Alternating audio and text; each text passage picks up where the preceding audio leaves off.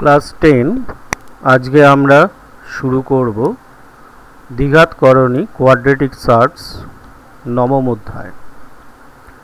এখানে আমরা এই নবম অধ্যায়টা আলোচনা করে কোষে দেখি 9.1, 9.2 এবং 9.3 কিছু অঙ্ক করব, যেগুলো তোমাদের ওই কোষে দেখির অন্যান্য অঙ্কগুলো করতে সাহায্য করবে। তো প্রথমেই আসা যাক, মূলদ সংখ্যা কাকে বলে। তোমরা জানোই যে সকল সংখ্যাকে পি বাই কিউ আকারে প্রকাশ করা যায়, যেখানে পি এবং কিউ পূর্ণ সংখ্যা এবং কিউ নট ইকুয়াল টু 0 তাদের মূলদ সংখ্যা বা রেশনাল নাম্বার বলা হয়, তাই তো? সেগুলো কি রকম? সেগুলো হচ্ছে ধরো 3/4 কিংবা 9/14, এই ধরনের সংখ্যাগুলোকে আমরা মূলদ সংখ্যা বলে থাকি, তাই তো? তাহলে আমাদের এই মূলদ সংখ্যা কি হয়? পি বাই কিউকে আমরা প্রয়োজন মতো লঘিষ্ঠ আকারে প্রকাশ করতে পারি, অর্থাৎ পি ও কিউ এর মধ্যে সাধারণ কোনো উৎপাদক থাকবে না, ঠিক আছে? এই রকম পি এবং কিউকে তখন বলা হবে পরস্পর মৌলিক সংখ্যা, প্রাইম টু ইচ আদার বা কোপ্রাইম। তাহলে এই লঘিষ্ঠ আকারে প্রকাশ করতে পারি আমরা কোনো মূলদ সংখ্যাকে, তখন আমরা তাদের মধ্যে যে সংখ্যা দুটোকে পি আর কিউ ফর্মে পাবো তাদের আমরা পরস্পর মৌলিক সংখ্যা হিসেবে পাবো। তাহলে মূলদ সংখ্যা হলো, এবার আমাদের জানতে হবে অমূলদ সংখ্যা কাকে বলে। তো পরিষ্কার যে পি বাই কিউ আকারে যাকে প্রকাশ করা যাবে না তাদের অমূলদ সংখ্যা বলে। যেমন ফর এক্সাম্পল √3, √2, √5। এছাড়া যে দশমিক সংখ্যা চলতেই থাকে, যেমন এখানে দেখো স্ক্রিনে একটা এক্সাম্পল আছে 0.10, 110, 3টে 10, 4টে 10, এটা এরকম চলতেই থাকছে। তাহলে এই ধরনেরকে আমরা অমূলদ সংখ্যা বলবো। এছাড়াও আরেকটা ইনফরমেশন দিয়ে রাখি, যেমন পাই, স্মল জি, এই যে কনস্ট্যান্টসগুলো আছে, স্নেলের ধ্রুবক, তো এই সবগুলোকে আমরা অমূলদ সংখ্যা বলি, কারণ এদের কোনো নির্দিষ্ট কি নেই, মান নেই, সেই জন্য এগুলোকে বলা হয় অমূলদ সংখ্যা। নেক্সট, দ্বিঘাতকরণী আবার দু রকম। দ্বিঘাতকরণী কাকে বলে? যে সংখ্যার পাওয়ার হচ্ছে হাফ, তাই তো, মানে 1/2। দেখো এখানে শুদ্ধ দ্বিঘাতকরণী আর মিশ্র দ্বিঘাতকরণী, এই দু ধরনের দ্বিঘাতকরণী হয়। যেমন শুদ্ধ দ্বিঘাতকরণী কাকে বলছে? এ এমন একটা ধনাত্মক মূলদ সংখ্যা যা কোনো মূলদ সংখ্যার বর্গ নয়, তাহলে ±√a আকারের সংখ্যাকে শুদ্ধ দ্বিঘাতকরণী বলা হয়। এই শুদ্ধ দ্বিঘাতকরণী যেমন হচ্ছে ধরো আমাদের √2, এটা ঠিক আছে, √11, এগুলো হচ্ছে শুদ্ধ দ্বিঘাতকরণী, ঠিক আছে? আর মিশ্র দ্বিঘাতকরণী কি রকম? মিশ্র দ্বিঘাতকরণীর বেলায় a ±√b আকারে লেখা যাবে, তাহলে সেগুলোকে আমরা বলবো মিশ্র দ্বিঘাতকরণী, যেখানে a পার্টটা হবে মূলদ সংখ্যা এবং √b পার্টটা হবে শুদ্ধ দ্বিঘাতকরণী বা অমূলদ সংখ্যা, ঠিক আছে? তাহলে দ্বিঘাতকরণীর দশমিক মান সম্পূর্ণরূপে নির্ণয় করা যায় না, তাই এগুলো অমূলদ, বোঝা যাচ্ছে? তাহলে কিন্তু সকল অমূলদ সংখ্যায় করণী নয়, এটাও জানতে হবে। যেমন √π অমূলদ সংখ্যা, কিন্তু এটা দ্বিঘাতকরণী নয়। কথা বোঝা গেছে? কারণ আমরা ওখানেই বলেছি, ভালো করে খেয়াল করো, এ এমন একটি ধনাত্মক মূলদ সংখ্যা হয়, তা পাই নিশ্চয়ই একটা মূলদ সংখ্যা নয়, তাই তো? তাহলে এটাকে আমরা দ্বিঘাত করণী বলতে পারি না। পরিষ্কার নিশ্চয়ই? নেক্সট আসা যাক সদৃশ্যকরণী, আরেকটা হচ্ছে অসদৃশ্যকরণী। শুদ্ধ দ্বিঘাত করণী দু রকম, সদৃশ্য আর অসদৃশ্য।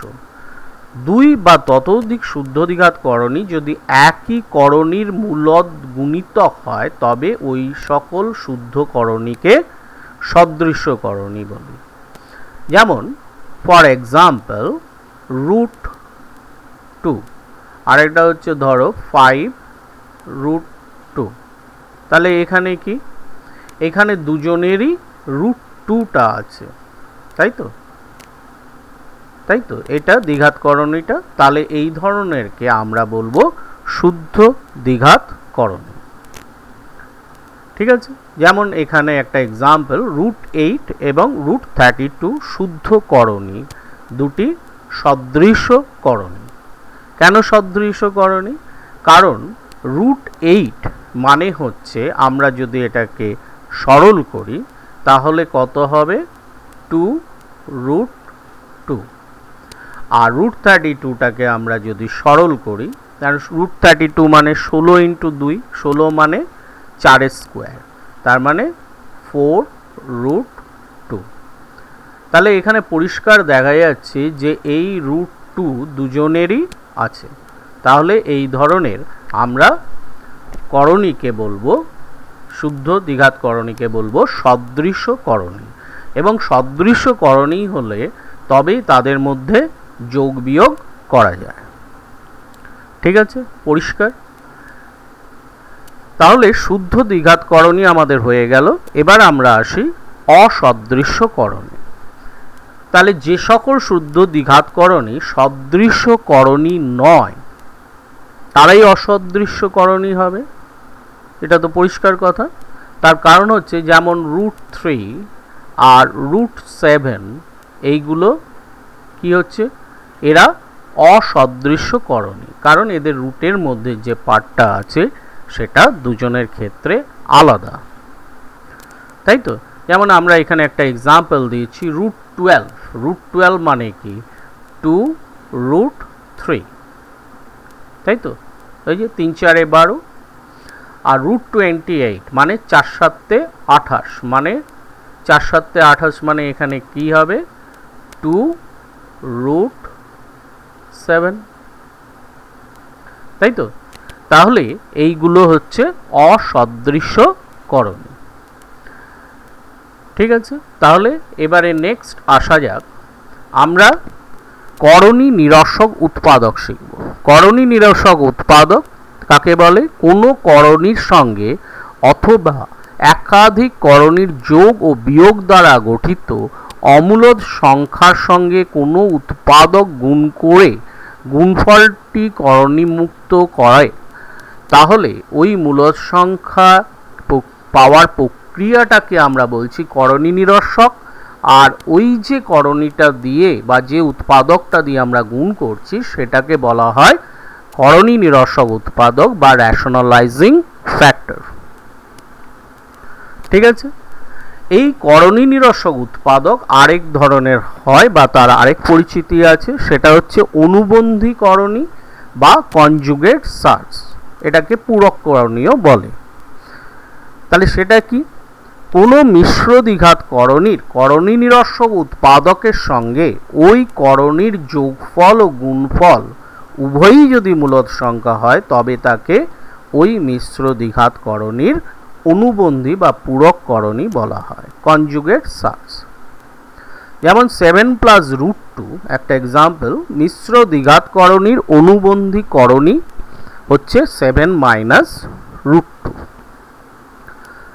এর যদিও বা করণী নিরসক আরেকটা উৎপাদক হচ্ছে -7 + √2, কিন্তু এটা কখনোই আমাদের অনুবন্ধী করণী নয়। কারণ একটু পরিষ্কারভাবে দেখো, যোগফল ও গুণফল উভয়ই যদি মূলদ হয়, আমরা যদি 7 + √2 সঙ্গে আমরা যদি -7 + √2 যোগ করি তাহলে কিন্তু তার ফলাফলটা মূলদ হচ্ছে না, দেখো +7 -7 কেটে গিয়ে +√2 আর এখানে +√2 পড়ে থাকছে।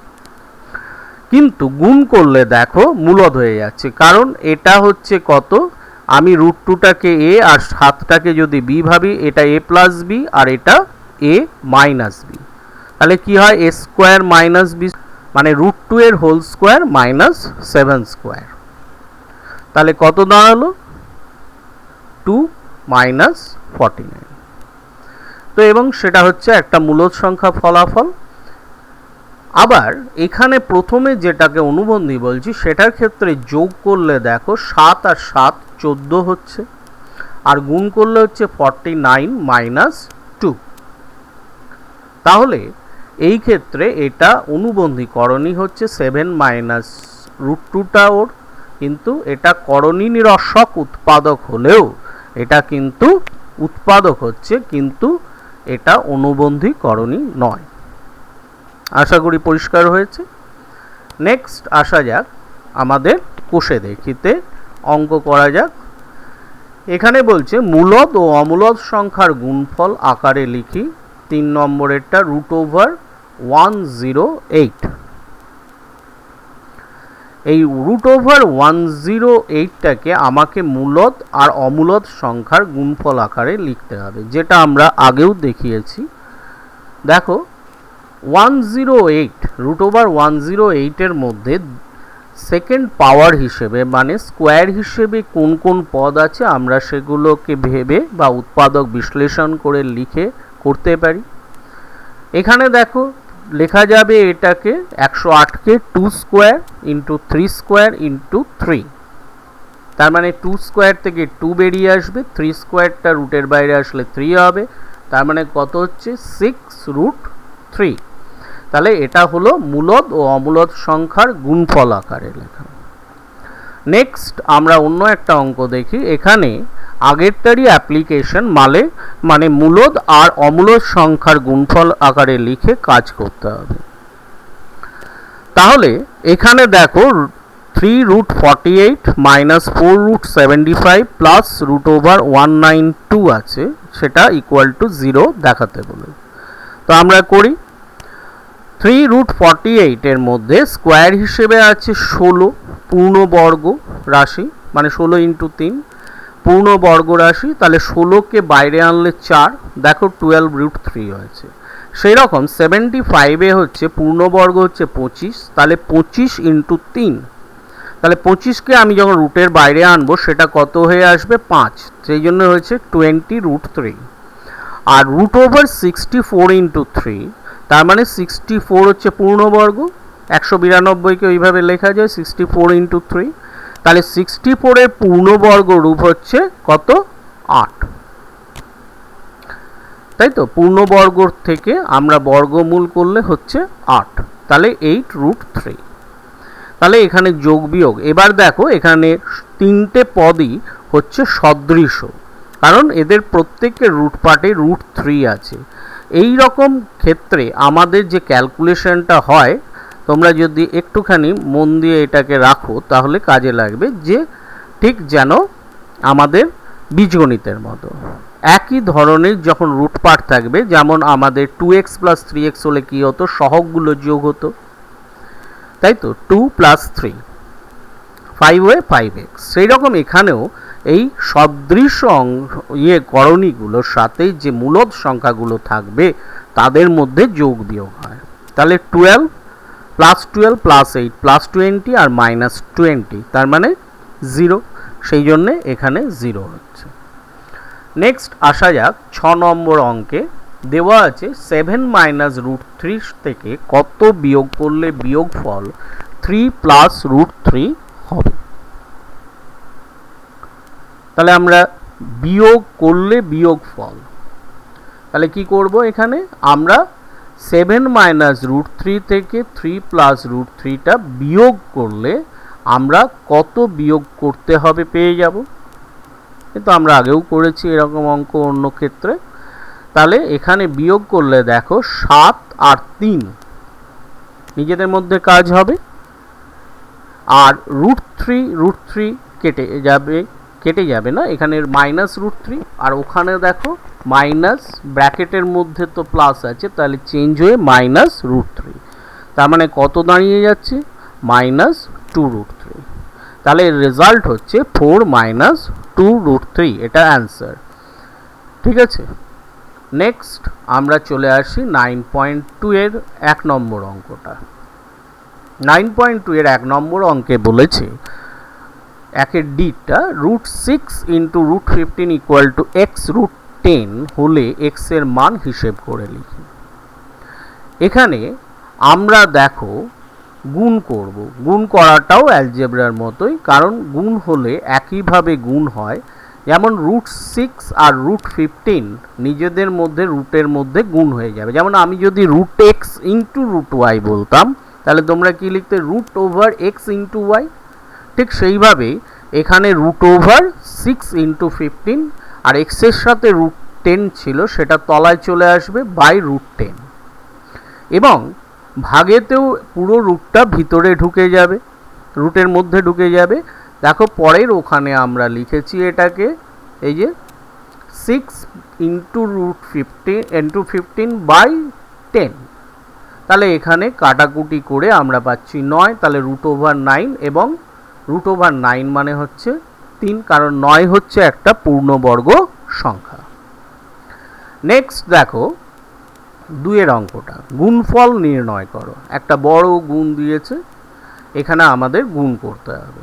এখানে আমরা গুণ করতে গেলে প্রথমে দেখো আমরা √3 + 1 এবং √3 - 1টাকে গুণ করতে পারি, তাহলে আমাদের সহজে গুণ হবে, কারণ একটা আরেকটার করণী নিরসক উৎপাদক।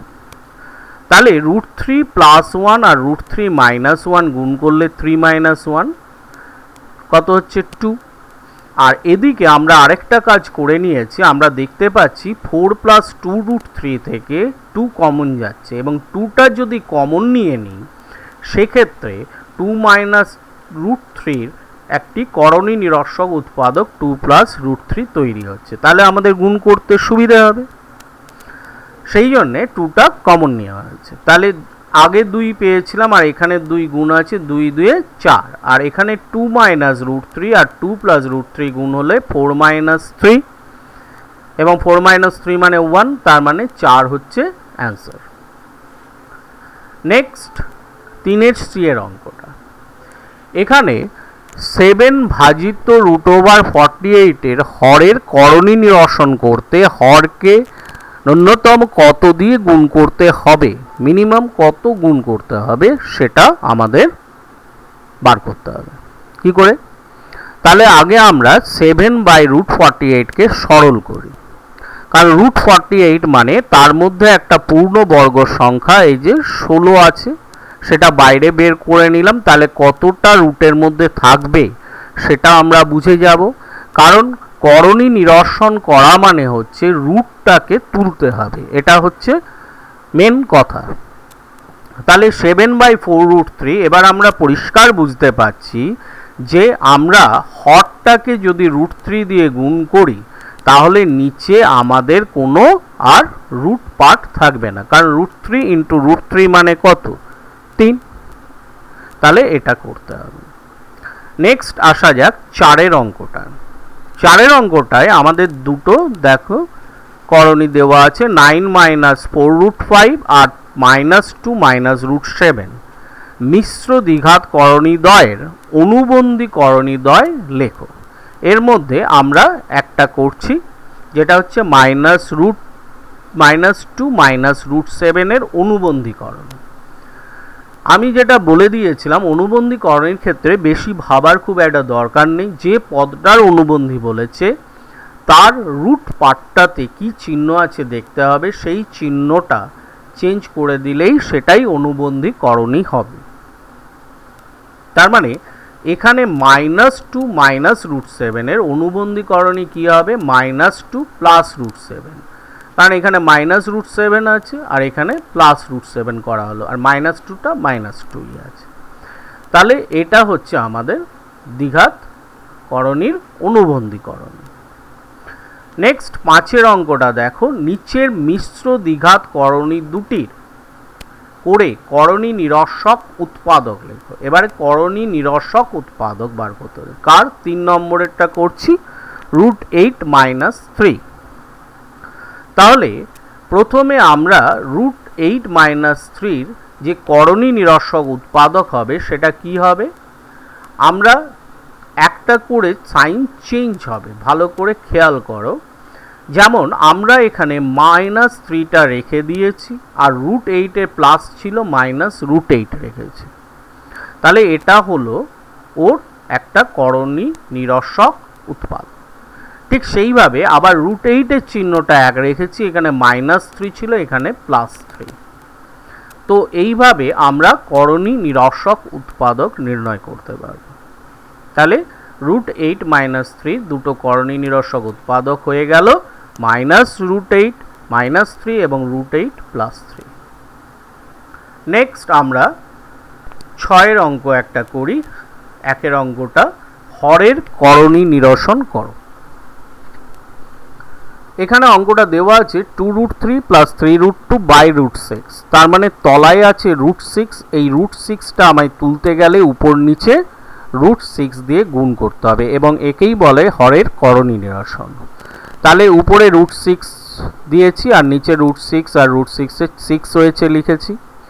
তাহলে এখান থেকে 1/6 আর √6টা গুণ করে দিচ্ছি। গুণ করলে কি হবে, 2 আর √6 × √3 মানে √18 আর +3, এখানে √6 এখানে √2 গুণ হলে √12 করেছি। এবার √18 থেকে আমাদের তো সরল আকারে দিতে হবে, তো √18 থেকে আমাদের কিছুটা বেরিয়ে আসবে, কারণ ওর মধ্যে পূর্ণবর্গ সংখ্যা কত আছে, 9 আর × 2, তার মানে 9 থেকে 3 বেরিয়েছে 6 আর ভিতরে 2টা পড়ে থাকছে 6√2। ঠিক একইভাবে 3√12 এর ক্ষেত্রেও 12 মানে 4 × 3, 4 মানে 2 বেরিয়ে আসবে, তার মানে 3 দুগুণে 6 আর ওখানে √3।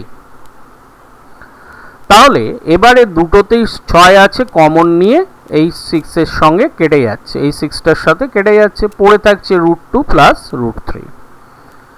এবারে 6 অঙ্কটা করি। এটাকেও আমাদের হরের করণী নিরসন করতে হবে।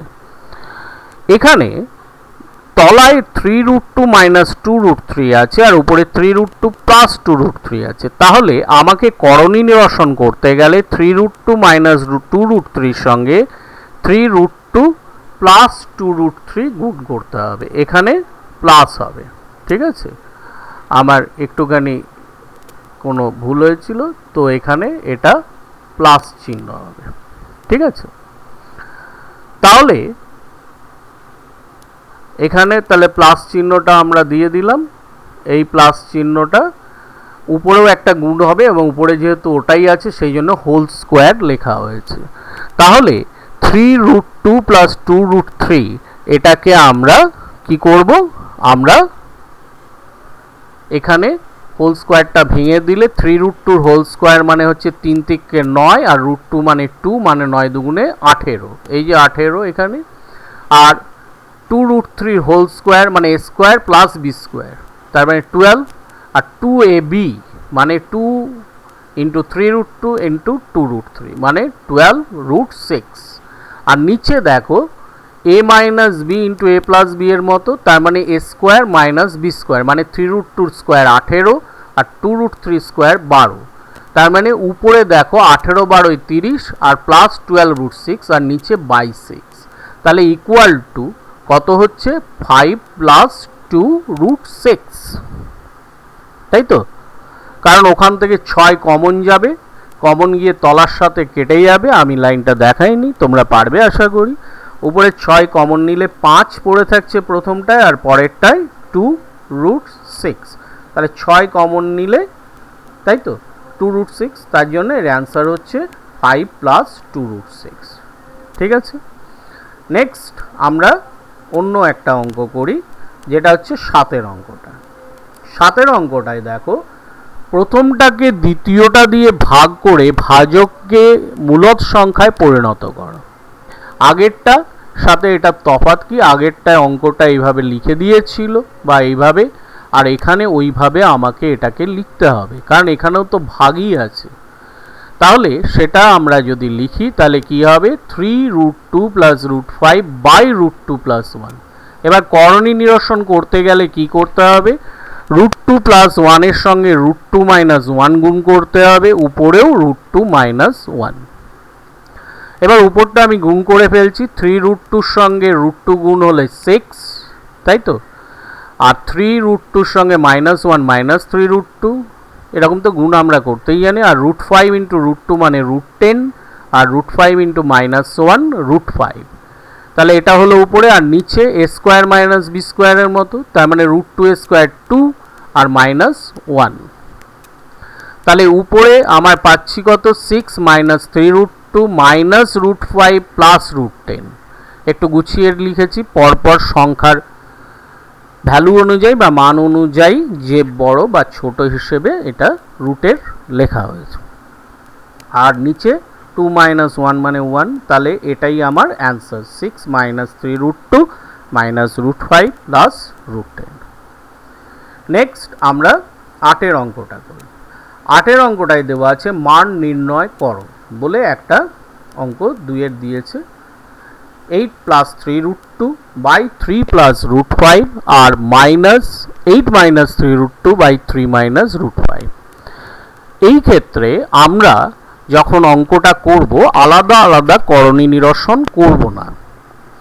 আমরা এই ক্ষেত্রে করণী নিরসন করব না করে আমরা যেমন ভগ্নাংশের যোগ বা বিয়োগ করি সেই রকমভাবে করব। কেন? তার কারণ হচ্ছে এখানে দেখো দুজনের তলায় যে দুটো পদ আছে বা যে দুটো আমার করণী আছে সে দুটো একটা আরেকটার করণী নিরসক উৎপাদক। এক্ষেত্রে আলাদা আলাদা না করে আমি একসাথে করতে পারি। যদি আলাদা থাকতো তাহলে আমরা প্রত্যেকটা পদের আলাদাভাবে করণী নিরসন করতাম। তাহলে এখানে আমরা যেরকম করি, এখানে লসাগু তলার দুটোর গুণ এবং নিয়ম অনুযায়ী করছি। প্রথমটার ক্ষেত্রে তার হরটা দিয়ে লসাগুটাকে যদি ভাগ করি তাহলে 3 মাইনাস √5 পড়ে থাকে, সেটা দিয়ে লবটা গুণ হয়, একই নিয়ম। তাহলে গুণ করলাম। আবার ঠিক একইভাবে পরেরটার ক্ষেত্রেও 8 মাইনাস 3√2 ইন্টু 3 প্লাস √5 হবে। এবার গুণ করে আমরা এটাকে ভেঙে দিচ্ছি। আর নিচে a square minus b square মানে 3a স্কোয়ার 9 আর √5 এর স্কোয়ার 5। তাহলে উপরটা ভেঙে দেওয়ার ফলে আমরা পাচ্ছি 18√2 মাইনাস 16√5 আর বাই 9 মাইনাস 5 4। এবারে হাফ। তাহলে কেন হাফ হলো? কারণ উপর থেকে দেখো আমাদের এখানে 2 কমন আসছে, তাহলে 2 কমন নিয়ে 4-এর সাথে কেটে যাবে, হাফ হবে। আর পড়ে থাকবে 2 কমন নিলে 9√2 আর মাইনাস 8√5। আশা করি এটা পরিষ্কার। নেক্সট পরের অঙ্কে যাওয়া যাক, 9.3। 9.3-তে 2 নম্বর অঙ্ক একটা দেওয়া আছে। এটার ক্ষেত্রে দেখো অঙ্কটায় 2SC এটা সরল করতে বলেছে এবং অঙ্কটায় দেওয়া আছে 4√3 by 2 minus √2 minus 30 by 4√3 minus √18 minus √18 by 3 minus √12। এবং এই ক্ষেত্রে এই যে পদগুলো আছে কারুরই কিন্তু কোনো করণী নিরসক উৎপাদক হিসেবে কেউ নেই। তো এই ক্ষেত্রে আমরা প্রত্যেকটার আলাদা আলাদা করে এই যে করণী নিরসন করব হরের। ওই জন্য দেখো নিচে 2 প্লাস √2 দিয়ে গুণ করলে আমরা কি পাচ্ছি, 4 মাইনাস 2 আর উপরে একটা 2 প্লাস √2 গুণ। একইভাবে পরেরটার ক্ষেত্রে উপরে 4√3 প্লাস √18 দিয়ে গুণ, নিচেও গুণ, সেই জন্য নিচটা হয়ে যাচ্ছে 4√3 স্কোয়ার মানে হচ্ছে 4 4 16 ইন্টু 3 মানে 48 আর √18 এর স্কোয়ার মানে √18। একইভাবে পরেরটার ক্ষেত্রেও 3 প্লাস √12 দিয়ে গুণ করছি উপর নিচে, নিচে হয়ে যাবে 9 মাইনাস 12। তাহলে প্রথমটার ক্ষেত্রে আমরা 2 পাচ্ছি তলায়, আর পরেরটার ক্ষেত্রে 30 আর তারপরেরটার ক্ষেত্রে -3 এবং সেই মাইনাসটা আমি এখানের এই মাইনাসটার সাথে দিয়ে প্লাস করে দিয়েছি, এই ঠিক আছে। এবারে এখানে একটু কাটাকুটি হচ্ছে, যেহেতু গুণে আছে আমরা কাটতে পারি, আর রুট পার্টটা দিয়ে গুণ করে দেব ঠিক আছে, তাহলে 2√3 ইন্টু 2, এখানে 2 পড়ে আছে একটা কেটে, আর √3 তার মানে 4√3। পরেরটা হচ্ছে 2√6, এখানে মাইনাস চিহ্ন আছে, 30 কেটে গেছে, ব্র্যাকেটটা ওপেন করলে মাইনাস 4√3 মাইনাস 3√2। আর তারপরেরটাতে প্লাস √2 দিয়ে গুণ হবে, শুধু 3 কেটে গেছে, √2 ইন্টু 3 3√2, আর √2 ইন্টু 2√3 মানে 2√6, আর √2 ইন্টু √3 মানে √6। এবার এখানে দেখো 4√3 প্লাসে আছে মাইনাসে আছে, কেটে যাচ্ছে, তাই তো, এখানে কেটে যাচ্ছে এইটা আর এইটা। আবার মাইনাস 3√2 আর প্লাস 3√2 কেটে যাচ্ছে, তাহলে পড়ে থাকছে প্লাস 2√6 আর প্লাস √2 তার মানে 4√6 হচ্ছে আমার সেক্ষেত্রে অ্যান্সার। পরিষ্কার? তাহলে এবারে আমরা অন্য অঙ্ক করতে যাই, এটা পরিষ্কারভাবে আশা করি বোঝা যাচ্ছে। নেক্সট অঙ্ক দেখো, 4 অঙ্কটা। এখানে x এর ভ্যালু দেওয়া আছে √7 প্লাস √6, √7 প্লাস √6। তার থেকে আমাদের বের করতে হবে x³ প্লাস 1/x³ এর মান। তাহলে এক্ষেত্রে আমরা কিভাবে করব, এখানে আমাদের x দিয়ে দিয়েছে মানে আমরা 1/x-টা বের করে নেব, কারণ ওখানে 1/x এর একটা ব্যাপার আছে যেটা বার করতে দিয়েছে। তাহলে 1/x মানে কি হবে, 1/√7 প্লাস √6। এটাকে করণী নিরসন করব, তার মানে উপর নিচে √7 মাইনাস √6 দিয়ে গুণ করব, করেছি এখানে, সেই জন্য তলায় হয়ে গেছে 7 মাইনাস 6, তাহলে এটা আসছে √7 মাইনাস √6। এবার আমরা জানি x³ প্লাস 1/x³ এর মধ্যে x প্লাস 1/x থাকে, এটা থাকে আমরা জানি, তাই জন্য এটাকে আমরা আগে বের করে নিচ্ছি। তার কারণ এখানে আমরা পরিষ্কার দেখতে পাচ্ছি এদের মধ্যে যোগ বা বিয়োগ করলে আমরা সুবিধে পাব। তাহলে আগে কাজটা করে নিলে আমরা সরাসরি সেখানে সরল মানটা বসাতে পারবো। তাহলে x প্লাস 1/x কত আসছে, 2√7। এবারে x³ প্লাস 1/x³ কে আমরা x প্লাস 1/x ফর্মে লিখতে পারি, ফর্মুলা আছে, কি ফর্মুলা, x প্লাস 1/x এর হোল কিউব, তাই তো, মাইনাস 3x ইন্টু 1/x মানে 3ab into a plus b মানে x প্লাস 1/x। এবার এখানে আমরা সরাসরি x প্লাস 1/x এর জায়গায় 2√7 বসিয়ে দিচ্ছি, তার মানে 2√7 এর হোল কিউব, এখানে মাইনাস 3x কেটে গেছে, এই এক্সটা কেটে যাচ্ছে, তাহলে এখানে শুধু x প্লাস 1/x তার মানে 2√7। তাহলে 2√7 এর হোল কিউব মানে কি, 2 এর কিউব আর √7 এর কিউব, 2 এর কিউব মানে হচ্ছে 8 আর √7 এর হোল কিউব মানে 3টে √7, দুটো √7 একটা 7, তার মানে আগে ছিল 8 আর এখানে 7√7 পেলাম, তার মানে 56√7।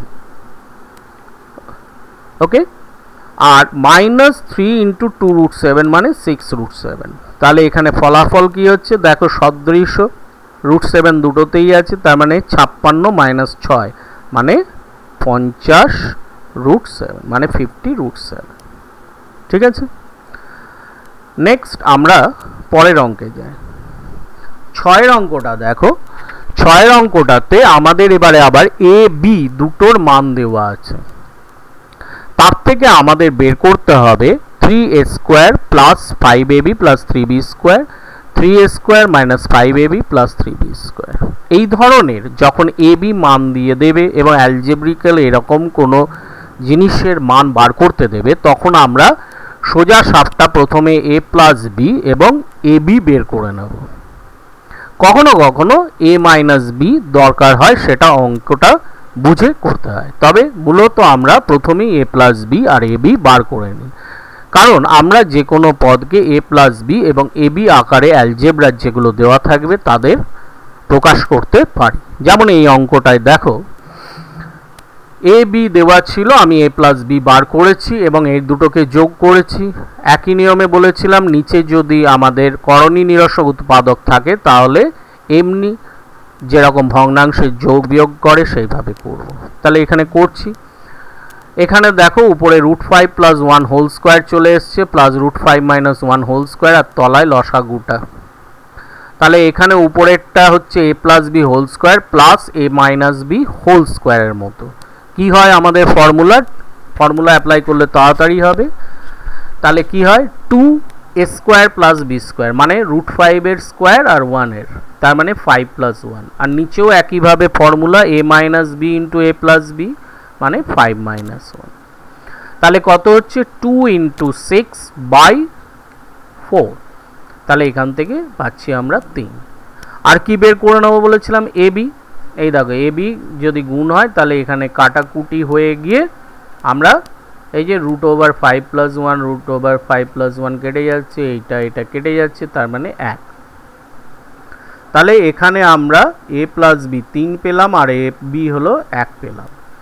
এবার এই যেটা দেওয়া ছিল এটাকে আমরা ওর ফর্মে লিখব। আমরা জানি a স্কোয়ার প্লাস বি স্কোয়ারকে লেখা যায়, এই যে দুটোতে 3 ছিল, 3 কমন নিয়েছি, তার মানে a square plus B square.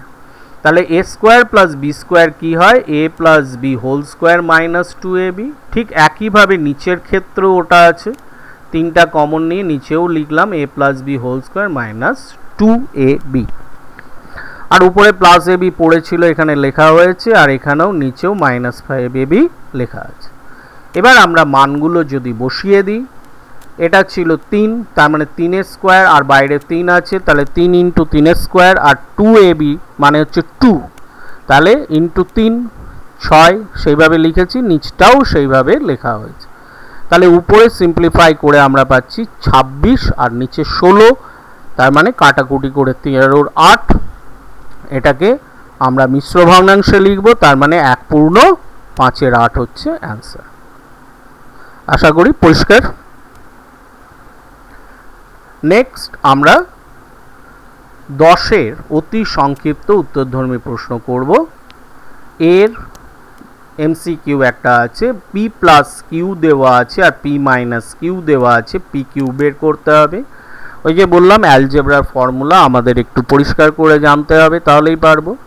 P Q এর সঙ্গে P plus Q R P minus q এর একটা সম্পর্ক আছে। সম্পর্কটা কি, 4p কিউব মানে হচ্ছে পি প্লাস কিউ এর whole square minus p minus q এর হোল স্কোয়ার।